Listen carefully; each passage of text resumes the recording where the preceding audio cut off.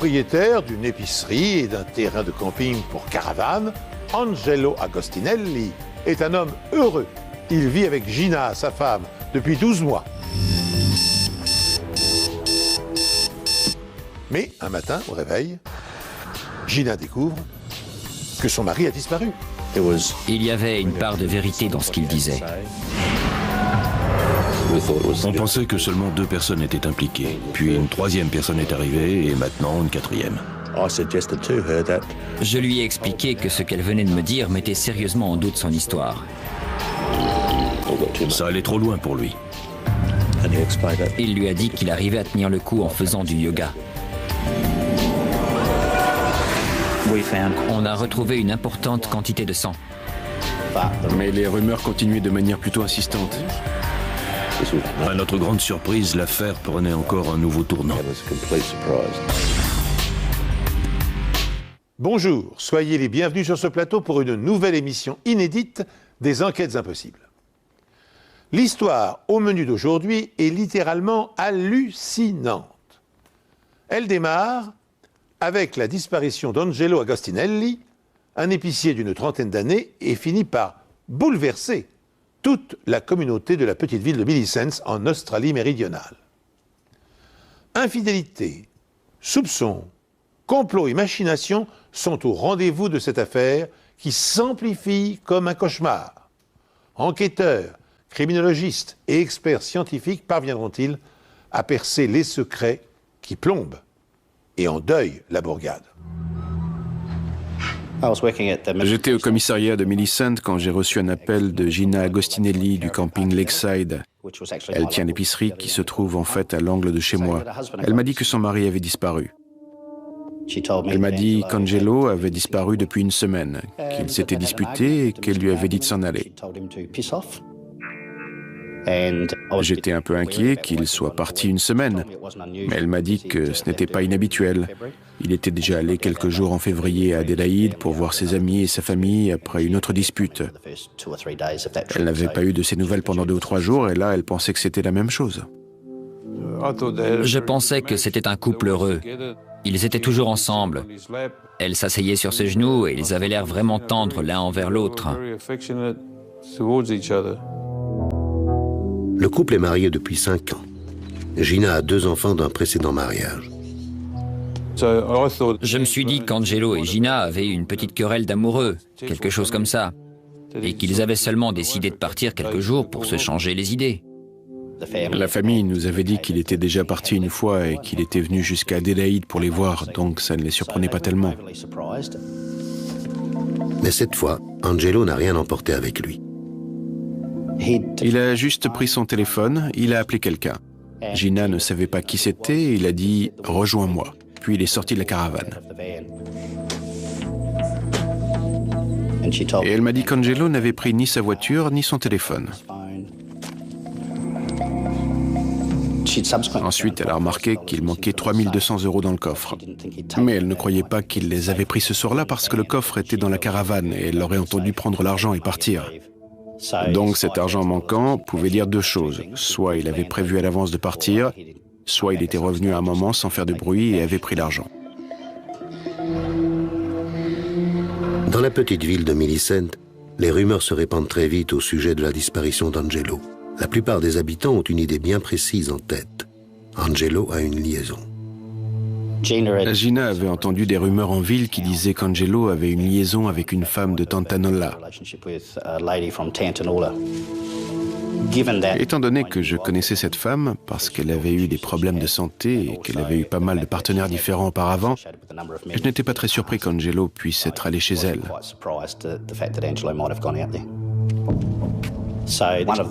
L'une des premières choses à faire était d'aller à Tantanola et vérifier si quelqu'un l'avait vu à cette adresse. J'ai frappé à la porte, j'ai regardé autour de la maison, mais il n'y avait personne. J'ai parlé à des voisins qui m'ont dit que la dernière fois qu'ils avaient vu cette femme, c'était la semaine précédente. C'était très intéressant parce que ça correspondait au moment où Angelo avait disparu. J'étais sûr que le mari était seulement parti parce qu'il s'était disputé. Je m'attendais à ce qu'il revienne, ou du moins à ce qu'on le retrouve assez rapidement et que le dossier ne reste pas en suspens, comme la plupart des cas de personnes disparues. 3 jours après le début de l'enquête, Agostinelli et la mystérieuse femme de Tantanolla n'ont toujours pas réapparu. Ont-ils entrepris une escapade amoureuse? La disparition des 3200 € du coffre de la caravane pourrait le laisser penser. Un détail cependant contrarie cette hypothèse et intrigue les policiers. Angelo n'est pas parti avec sa voiture. Et sa voiture, c'est son bien le plus précieux. Je pensais qu'il aurait pu aller chez l'autre femme, mais mon frère ne serait jamais allé nulle part sans sa voiture. Il adorait sa voiture et il adorait conduire. Il ne laissait personne la prendre. J'ai posé à la famille les questions habituelles. Est-ce qu'il jouait? Était-il impliqué dans un trafic de drogue? Avait-il des tendances suicidaires? La police m'a demandé si Angelo était suicidaire ou dépressif. Et j'ai dit non, c'était pas son genre. Mon frère n'a jamais joué, ni pris de drogue. Gina a dit qu'il était un peu stressé par le travail et bien sûr par leur dispute, mais rien ne laissait penser qu'il aurait pu se suicider. La famille décide de faire paraître une annonce dans le journal local. Mais une fois de plus, l'homme de 33 ans ne se manifeste pas. Cette fois, je commençais à penser qu'il y avait seulement 3 scénarios possibles, parce que ça commençait à faire un moment qu'il avait disparu. 1, il est parti avec l'autre femme ou la fameuse personne à qui il a dit « rejoins-moi ».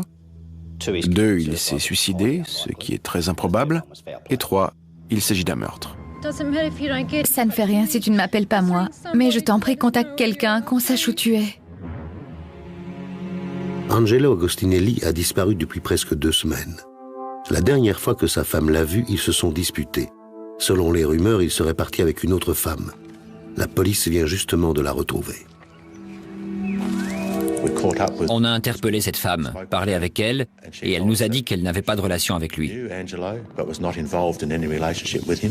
Elle a dit qu'elle était allée au camping plusieurs fois et qu'elle avait parlé à Angelo, mais qu'il n'y avait rien du tout entre eux.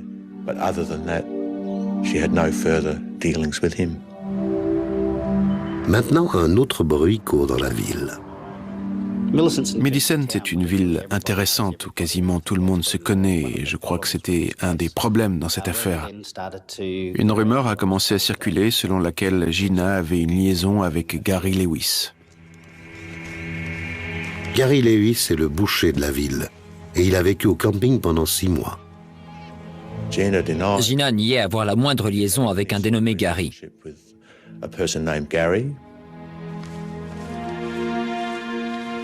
Elle disait que sa relation avec Angelo était une relation saine, que c'était un mari aimant et qu'ils avaient des disputes de couple comme tout le monde. Ils se disputaient pour de petites choses qui se passaient dans leur quartier de temps en temps. On devait absolument parler à Gary le plus tôt possible. Il a nié être engagé dans une relation, quelle qu'elle soit. Il s'entendait très bien avec Angelo et Gina. Il jouait même régulièrement aux cartes avec eux. Il se décrivait comme un bon ami.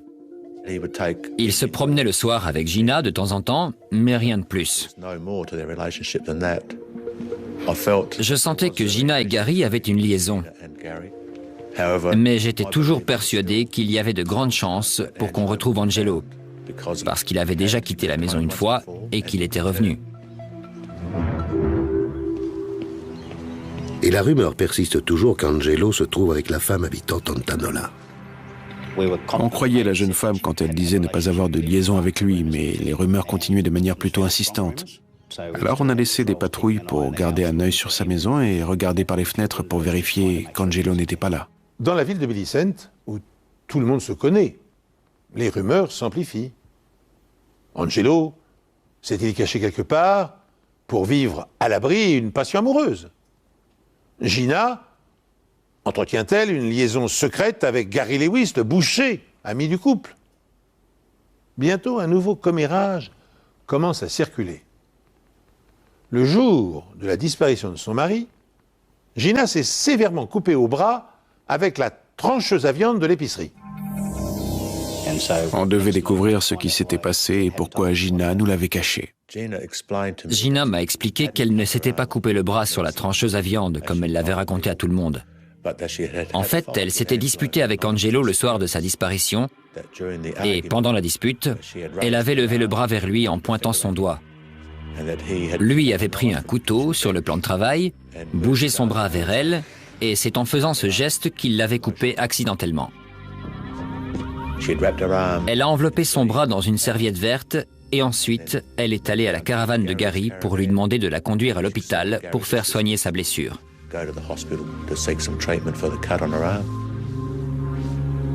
Gina nous a expliqué qu'elle ne nous l'avait pas dit avant parce qu'elle ne voulait pas qu'Angelo ou sa famille aient des problèmes. Je lui ai dit que ce qu'elle venait de me raconter mettait sérieusement en doute son histoire et qu'elle était d'une manière ou d'une autre impliquée dans la disparition d'Angelo ainsi que Gary. Elle l'a fortement nié et soutenu qu'elle disait la vérité. Grâce aux analyses médico-légales, la police espère découvrir rapidement la vérité. Gina était nerveuse, mais elle a voulu nous montrer son bras et la caravane. Il y avait des traces de sang sur le tapis à l'intérieur. On avait l'impression que la tache était assez ancienne. Elle n'avait pas l'air très récente. Et étant donné l'heure à laquelle ça s'était passé, il était peu probable que ce soit le sang de sa blessure au bras.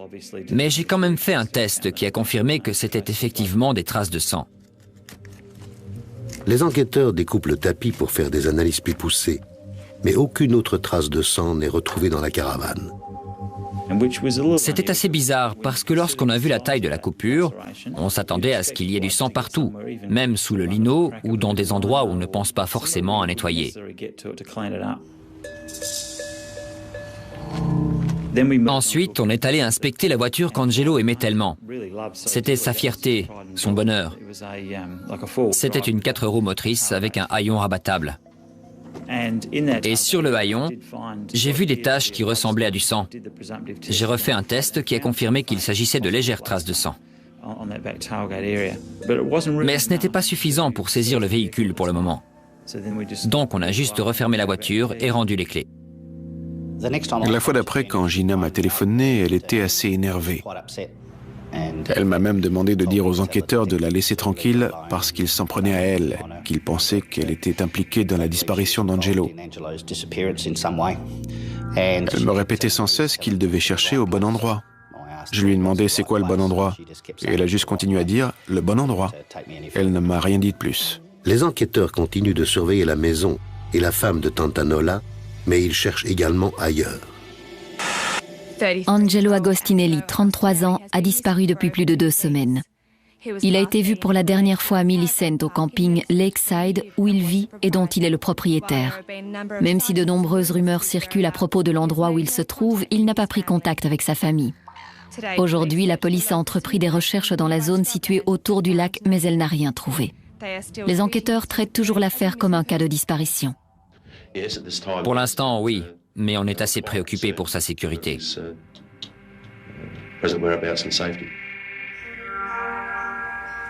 Mais quand la police scientifique retourne examiner plus attentivement la voiture d'Angelo, les enquêteurs pensent tout de suite qu'en réalité, c'est une affaire de meurtre. J'ai eu un pincement au cœur en me disant que j'aurais dû saisir le véhicule. Je me suis tout de suite dit que j'avais fait une erreur. Tandis que les policiers essaient de faire le tri entre rumeurs et faits avérés, la thèse de la fugue amoureuse d'Angelo cède peu à peu le pas sur celle de l'homicide. Sa femme et son amant sont-ils impliqués? Pourquoi, par exemple, Gina a-t-elle caché aux enquêteurs que son mari l'avait gravement blessé au bras le soir de sa disparition? Et qui, d'autre part, a nettoyé précipitamment la tache de sang repérée à l'arrière du véhicule tout-terrain par le commissaire Filarghi? On aurait dit qu'elle avait un peu disparu, et je me suis dit, mince, 2 jours plus tard, c'est incroyable. Donc j'ai eu un pincement au cœur en me disant que j'aurais dû saisir le véhicule. Je me suis tout de suite dit que j'avais fait une erreur. Mais avec le recul, ce n'était probablement pas une mauvaise chose, parce qu'en fait, ça a incité quelqu'un à nettoyer la tache pour qu'on ne la retrouve pas. Et quand on a regardé une seconde fois le véhicule, on a découvert du sang derrière la poignée de porte du haillon. Cela prouvait que le véhicule avait probablement été utilisé pour transporter une personne qui saignait. À ce moment-là, je ne savais pas à qui appartenait le sang ni pourquoi il y en avait dans la voiture. J'en ai parlé à Gina et je lui ai demandé où elle s'était assise dans la voiture quand elle s'était blessé le bras. Elle m'a dit qu'elle était assise devant et qu'elle ne savait pas pourquoi il y avait du sang à l'arrière ou sur le haillon dans la voiture. Le lendemain, un homme habitant l'une des caravanes voisines fournit une explication. Henry Miller nous a raconté qu'un jour, Angelo réparait les fenêtres d'une des caravanes à côté de sa voiture et qu'il s'était coupé avec la perceuse. Je suis revenu, j'ai examiné la caravane qu'Angelo avait prétendument réparée et j'ai pris des photos. J'ai vérifié la fenêtre où il avait utilisé la perceuse pour mettre un rivet. Il n'y avait aucune trace de sang sur la caravane. J'ai bien vérifié. J'essayais soit de confirmer, soit de contredire la version d'Henry Miller. La police scientifique démonte complètement la voiture d'Angelo pour l'examiner. On a retiré l'habillage du haillon et à l'intérieur, sur le mécanisme de fermeture qu'on ne peut pas voir en temps normal, on a découvert environ 10 cm3 ou 10 ml de sang, ce qui représente une importante quantité de sang. Bien loin de la quantité décrite par Henry Miller. On a demandé à Henry combien il avait perdu de sang. Il a dit qu'Angelo avait arrêté le saignement avec un pansement, si je me souviens bien. Donc ce n'était pas cohérent avec la quantité de sang qu'on avait retrouvée dans le haillon. On pense que le sang s'est infiltré par la vitre du haillon à l'intérieur de la serrure. Et la personne qui a nettoyé la vitre n'a évidemment pas démonté le haillon. On a donc retrouvé le sang dans le mécanisme de fermeture, ce qui était une découverte capitale. Ce qui était intéressant, c'est qu'Henry avait été incité par Gina à se souvenir de cette histoire et à la raconter. Ce qui nous laissait penser encore une fois que c'était une histoire inventée pour masquer la vérité. Les enquêteurs envoient à Adélaïde les échantillons de sang prélevés dans la voiture, ainsi que des échantillons du sang de la famille d'Angelo pour faire un test ADN. La police voulait faire le test ADN pour savoir si c'était le sang d'Angelo ou de quelqu'un d'autre à l'arrière de la voiture. Les enquêteurs de la brigade criminelle se rendent aussi à Adélaïde pour faire avancer l'enquête. À ce moment-là, on avait le mauvais pressentiment que la disparition d'Angelo était une affaire criminelle. Mais on ne pouvait pas être sûr à 100% qu'il n'était pas parti avec une autre femme. Les rumeurs allaient toujours bon train à ce sujet dans la ville, donc il était aussi possible qu'il soit en vie, caché quelque part. Pour tenter de découvrir si Angelo se cachait quelque part ou si c'était une affaire de meurtre, ses proches ont fait une déclaration devant les médias. Gina, tout d'abord, qu'avez-vous envie de dire à Angelo? Angelo, où que tu sois, quoi qu'il se soit passé, je t'en prie, reviens. C'est pas grave si tu ne m'appelles pas moi, mais s'il te plaît, appelle quelqu'un pour nous dire où tu es. Je t'en supplie. On a assez de soucis comme ça en ce moment. Je t'en prie, contacte quelqu'un, s'il te plaît. Eda, que voulez-vous dire à Angelo? Je voudrais dire à Angelo qu'il nous manque vraiment et que ça ne lui ressemble pas du tout. Pourquoi est-ce qu'il n'appelle pas l'un de nous? Ce qu'il a fait n'a aucune importance. On s'en fiche. On fait tous des erreurs dans la vie et la vie doit continuer. On peut l'aider et on est là pour l'aider, quoi qu'il arrive. Je suis retourné avec ma famille à Millicent, au camping. Avec ma sœur, on a fait passer un message à la télé, en pensant qu'Angelo le verrait et qu'il appellerait la famille ou quelqu'un, ou même que quelqu'un qui l'aurait vu appellerait la police.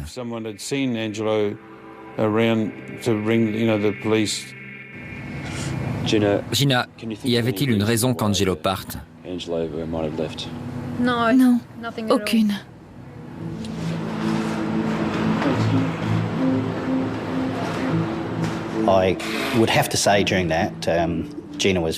Je dois dire que Gina était très convaincante. Elle était très émue. Elle avait vraiment l'air d'avoir besoin de lui. Si nos soupçons étaient justifiés, alors c'était vraiment une grande manipulatrice et une très bonne actrice.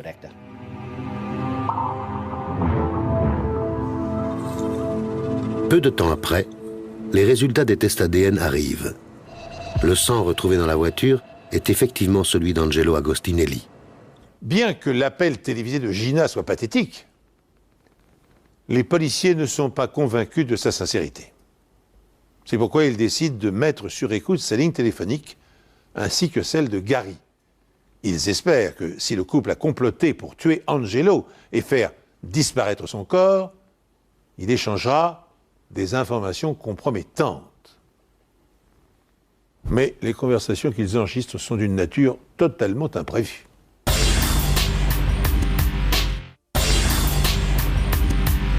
C'est pas grave si tu ne m'appelles pas moi, mais s'il te plaît, appelle quelqu'un pour nous dire où tu es. Je t'en supplie. La police pense que Gina Agostinelli est responsable de la disparition et probablement du meurtre de son mari Angelo. Gary Lewis, son amant présumé, serait son complice. Mais après la mise sur écoute de leur caravane, un nouveau suspect apparaît. On ne pensait pas du tout qu'il pouvait y avoir d'autres personnes impliquées dans la disparition, en plus de Gina et Gary. Puis on a entendu ce qu'a dit une des voisines. Il était évident qu'il y avait au moins une troisième personne impliquée dans cette affaire et qu'elle savait beaucoup de choses. Cette personne s'appelle Helen Miller. C'est une bonne amie de Gina et elle explique à la police que c'est elle qui a lavé la serviette dont s'est servie Gina le soir, où elle a été blessée au bras. Helen est la femme d'Henry Miller, l'homme qui a raconté à la police le soi-disant accident d'Angelo avec la perceuse. Les caravanes étaient sur écoute tous les jours. Et on sait qu'Hélène est allée chez Gary et qu'elle a dit quelque chose comme « Je ne sais pas comment je vais tenir le coup plus longtemps ». Et Gary lui a dit qu'il arrivait à tenir le coup en faisant du yoga. Pendant leur conversation, Gary et Helen n'ont pas donné plus de détails. Ils n'ont pas dit explicitement qu'ils s'étaient débarrassés d'Angelo, mais vu le ton de la conversation, c'était évident qu'ils parlaient de ça. On devait absolument parler à Helen.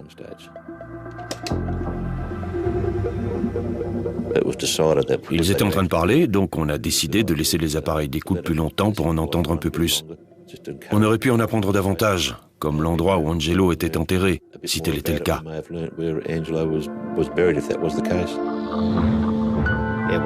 Il était temps qu'on prenne en considération l'hypothèse qu'Angelo ait été mis dans la voiture et abandonné quelque part.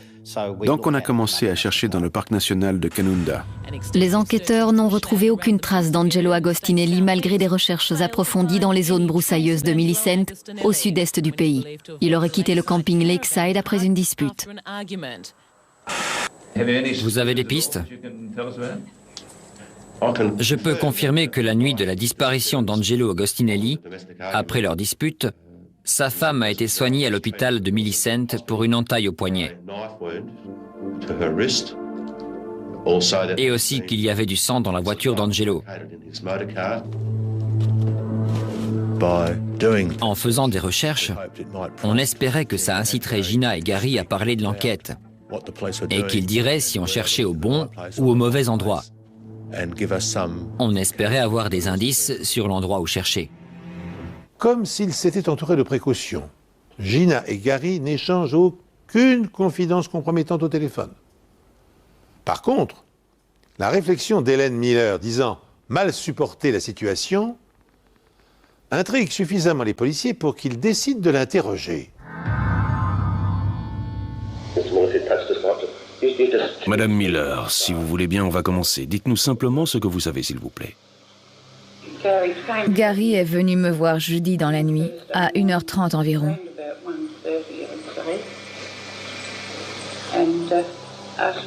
Et il m'a demandé de surveiller les enfants parce que Gina s'était coupé le bras. Gary l'a conduite à l'hôpital. Je ne vois pas ce que je peux vous dire d'autre. Comment s'est-elle coupée? Elle m'a dit que c'était Angelo qui l'avait coupée. Elle a dit pourquoi? Ils s'étaient disputés. Comment se fait-il que la première fois qu'on vous a parlé le 6 juin, vous nous avez dit que vous avez su pour la blessure vers 5h30, 6h quand vous êtes allé aux toilettes? Elle m'a demandé de dire ça. Vous savez pourquoi? Pas du tout. Gina a-t-elle tué Angelo?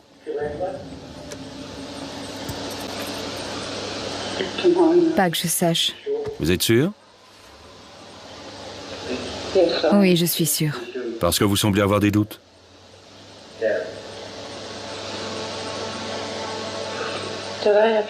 Ils sauront que j'ai dit quelque chose? Tout ce qu'on veut savoir, c'est ce qu'il s'est passé, d'accord? Je sais, mais je ne veux pas qu'ils sachent que j'ai dit quelque chose.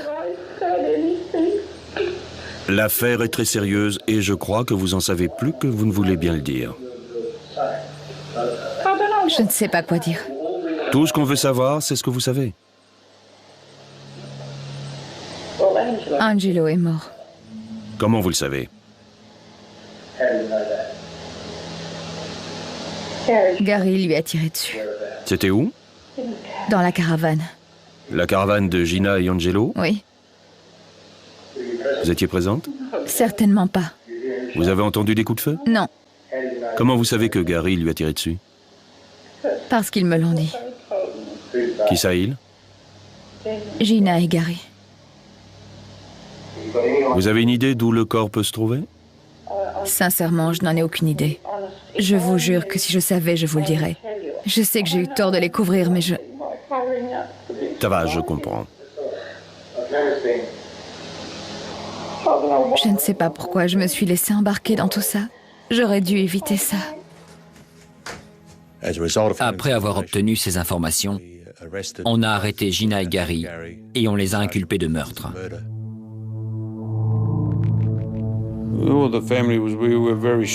Dans la famille, on était tous très choqués que Gina soit arrêtée. Je ne pensais pas qu'elle était capable de tuer quelqu'un.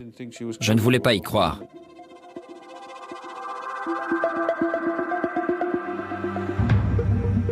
On se disait que si Gina n'était pas heureuse avec mon frère, elle n'avait qu'à le quitter.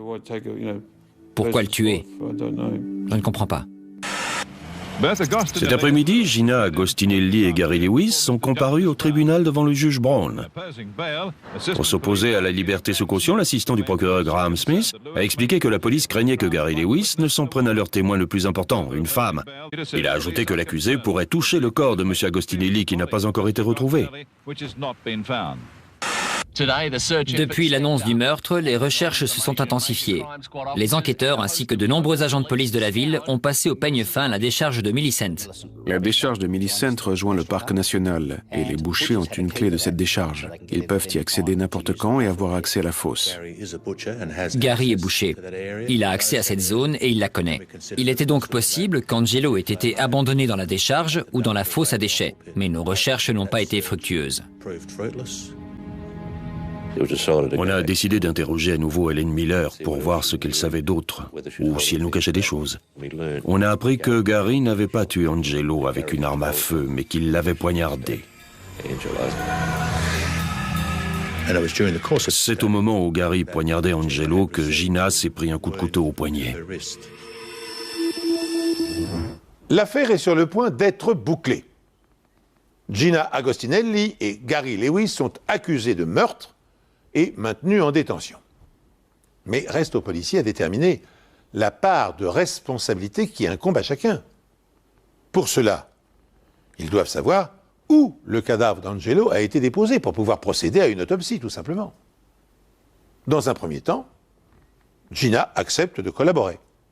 Puis, elle se rétracte. Fort heureusement, Gary Lewis accepte d'indiquer l'emplacement exact où gît le corps.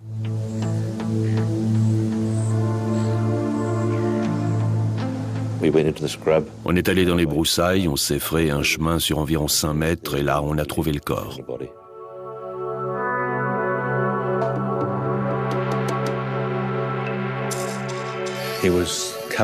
Il était recouvert de brindilles et de branches, mais il était toujours visible.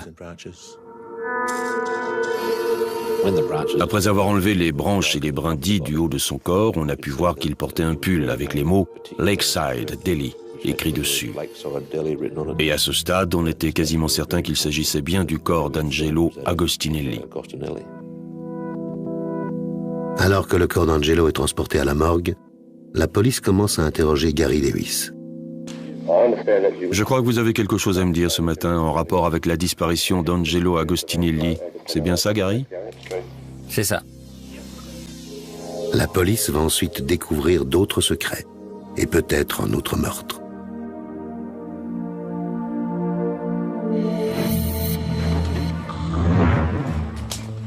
Le corps de la victime a été découvert à 10 mètres du sentier dans le parc national de Canunda, près de Millicent, à 11 heures.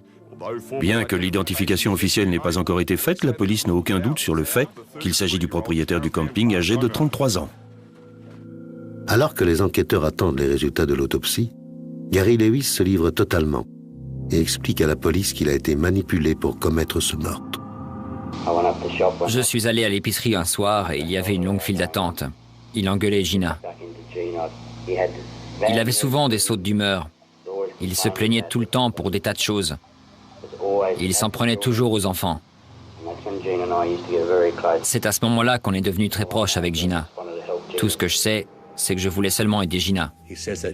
Il expliquait qu'il s'était rapproché peu à peu de Gina et qu'elle répétait sans cesse qu'elle voulait qu'Angelo meure. Ce qui est arrivé la nuit où Gina l'a fait venir dans sa caravane. De quoi avez-vous parlé avec Gina, vous vous souvenez? Elle voulait que je le tue ce soir-là. Vous êtes allé dans la caravane? Oui. Dites-moi ce que vous avez vu à l'intérieur. Angelo était allongé sur le lit. Elle est allée dehors. Je suis resté dans la chambre. Je ne savais pas quoi faire. Ensuite, elle est revenue dans la caravane. Je me suis excusé et elle est retournée dehors encore une fois. J'étais pris au piège. Il s'est réveillé et Gina est arrivée juste à ce moment-là. Il a essayé de se lever du lit. Il est tombé et il s'est cogné la tête sur le bord de la table de nuit. Ensuite, Gary nous a dit qu'ils avaient emmené Angelo dehors, qu'ils l'avaient mis à l'arrière de la voiture et qu'ils avaient roulé vers l'hôpital pour le soigner. Et pendant le trajet, Gina insistait pour qu'il finisse le travail. Et que disait Gina? Elle me criait dessus. Pourquoi? Pour que je le fasse. Elle voulait que je le tue pour elle et pour les enfants. Elle me harcelait. Même quand on s'est arrêté et qu'on l'a sorti de la voiture. Vous vous rappelez où c'était? Non, sur le bord de la route. Il voulait sortir pour vomir. D'accord. Et ensuite, dites-moi ce qui s'est passé. Gina a commencé à me crier dessus pour que je le fasse. Elle insistait. Je ne sais pas ce qui s'est passé. J'ai juste tendu la main avec un couteau et j'ai senti un craquement.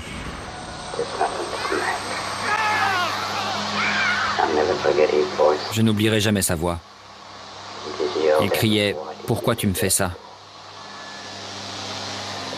Combien de fois vous l'avez poignardé? Juste une fois.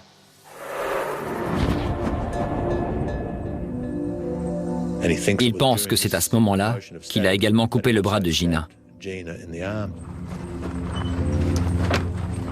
Gary raconte ensuite à la police qu'il a mis Angelo dans le coffre de la voiture et qu'il l'a transporté dans un endroit où il a ensuite traîné le corps dans les broussailles.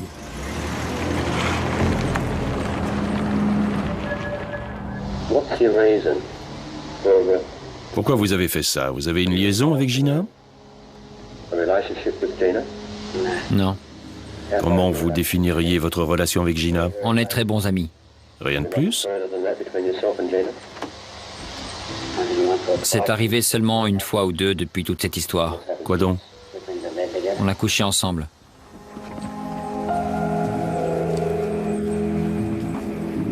Les résultats de l'autopsie pratiquée sur le corps d'Angelo révèlent que, contrairement à ce qu'a prétendu Gary Lewis, la victime a été lardée de coups de couteau et non pas frappée à une seule reprise. Cette information donne un tout autre éclairage sur le mode opératoire du meurtrier. D'après l'autopsie, 3 côtes ont été entaillées du côté gauche, ainsi qu'une partie du ventricule gauche du cœur. Ce qui est important, c'est que toutes les blessures étaient du côté gauche de la poitrine. Et elles correspondaient à l'emplacement des marques de coups de couteau dans le t-shirt.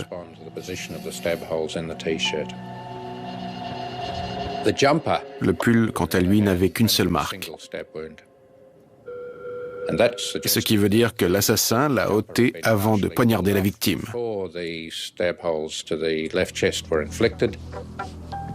Il est possible qu'il ait donné un ou plusieurs coups après la mort, peut-être après avoir déplacé le corps.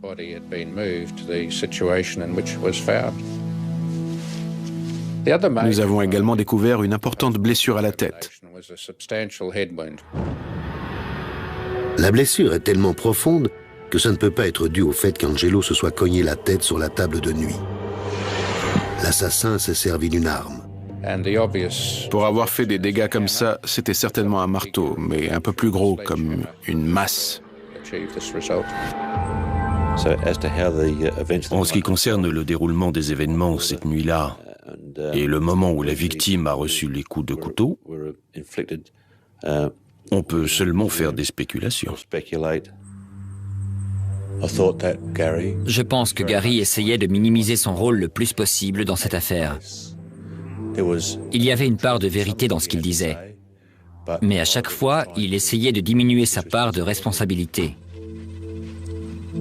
En effet, Gary raconte aux enquêteurs que Gina essaye de tuer Angelo depuis des mois et que la femme qui les a dénoncés, Helen Miller, fait également partie du complot.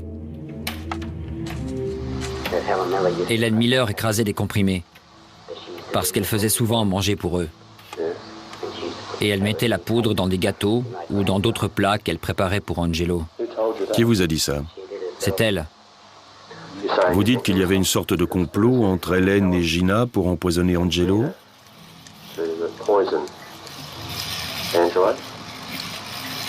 C'est tout ce que je peux en conclure, si elle mettait des médicaments dans sa nourriture. On est allé voir Helen et on lui a dit qu'elle était impliquée dans le meurtre. Elle a avoué qu'elle avait fait des choux à la crème, qu'elle avait écrasé 18 comprimés et qu'elle les avait mis dans 6 choux pour essayer de tuer Angelo. Mais la machination ne s'arrête pas là. Gary mentionne également la participation du fils d'Hélène, Adrian, dans les tentatives de meurtre contre Angelo. Son fils est allé à Melbourne une fois pour acheter de la drogue. La police interroge Adrian et il admet que c'est la vérité. Gina lui a donné 400 € pour le faire, mais une fois là-bas, il a décidé qu'il ne voulait plus être mêlé à ça. Ça allait trop loin pour lui. Il a décidé d'acheter les amphétamines. Ils en ont donné à Angelo, mais ça n'a pas vraiment eu d'effet sur lui. Je crois qu'il a juste eu un petit peu mal à la tête. Adrian a également raconté que Gina lui avait dit de façon directe qu'elle ne se contenterait pas de la moitié, qu'elle voulait tout. C'est-à-dire les maisons qu'ils avaient à Adélaïde et l'argent des assurances-vie d'Angelo. Hélène nous a aussi dit que Gina avait mis des médicaments dans le plat d'Angelo la nuit où il a été tué.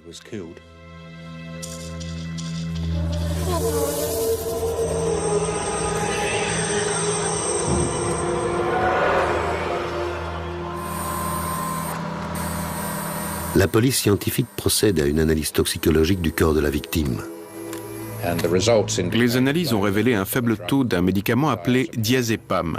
Le diazépam est vendu sous différents noms, le plus connu étant le Valium. Adrian et Helen Miller sont inculpés de complicité de meurtre, mais ils ont encore beaucoup de choses à raconter à la police. À notre grande surprise, l'affaire prenait encore un nouveau tournant. On a découvert qu'il y avait peut-être un second meurtre.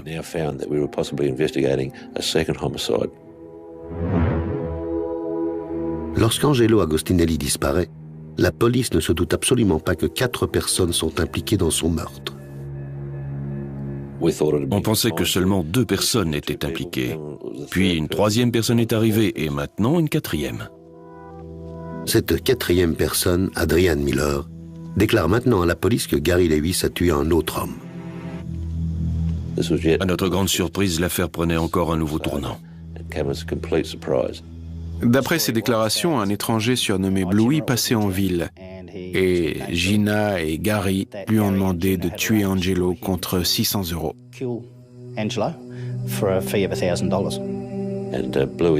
Bluey a apparemment demandé plus d'argent. Le ton est monté entre lui et Gary l'a tué. Bluey aurait été tué dans la maison où Gary vivait avant d'habiter au camping. Adrian a dit à la police qu'il était allé dans la maison et qu'il avait vu une grosse tache sur le tapis. Donc, quand les enquêteurs se sont rendus sur les lieux, ils ont pu le confirmer. Mais la tache avait été nettoyée avec des produits chimiques, donc les traces de sang étaient assez difficiles à trouver.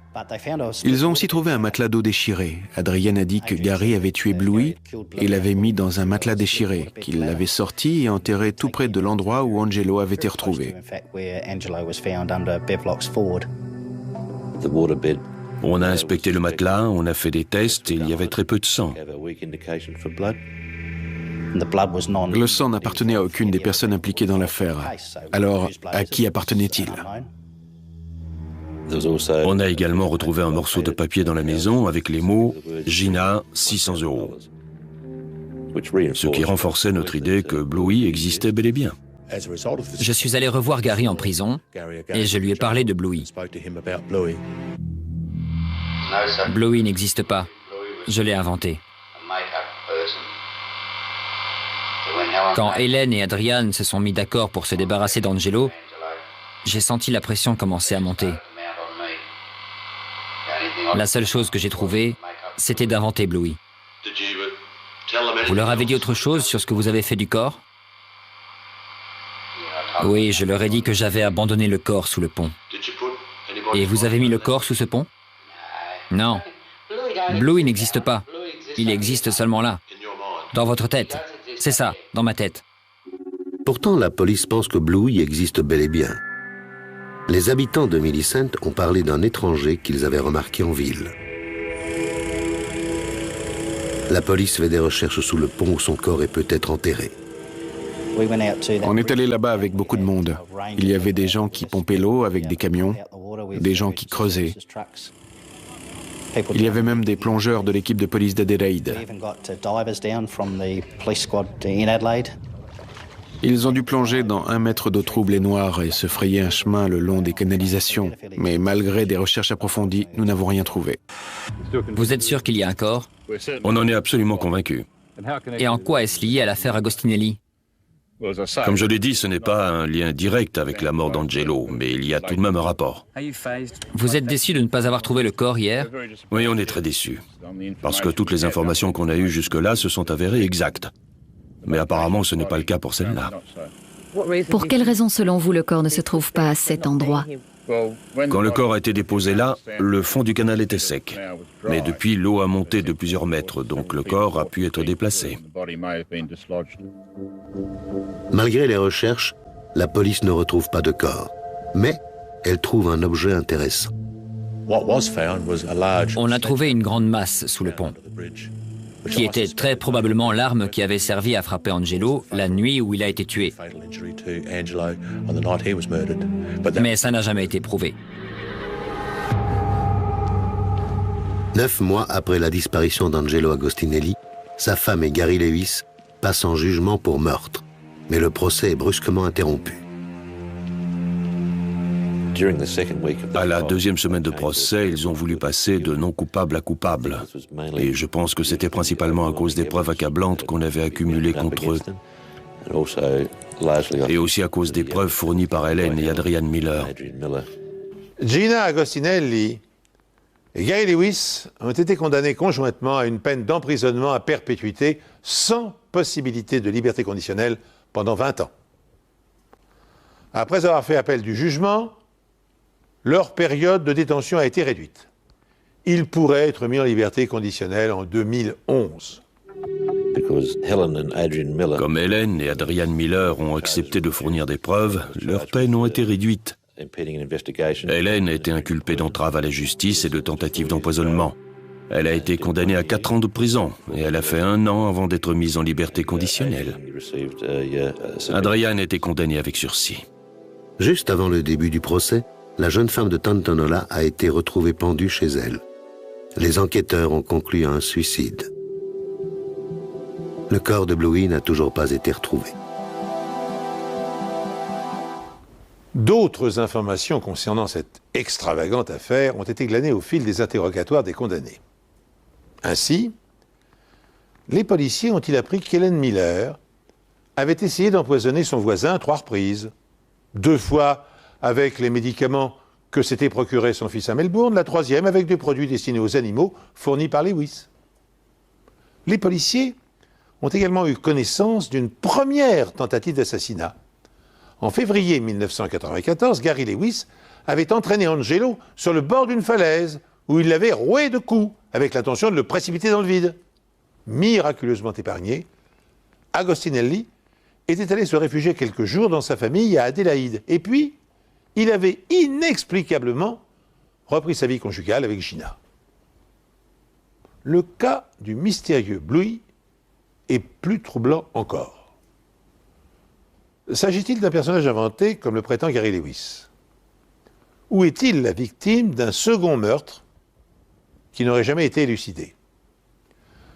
Le témoignage des habitants de Millicent signalant la présence d'un étranger en ville, les traces de sang découvertes sur le matelas et le billet sur lequel était écrit 1 000 $ de la main de Gina tendent à prouver que cet homme a bel et bien existé. Dans ce cas, les comploteurs l'auraient éliminé sans autre forme de procès. Ainsi se termine cet étrange épisode. Merci pour votre fidélité. J'aurai le plaisir de vous retrouver sur cette antenne pour une prochaine enquête impossible.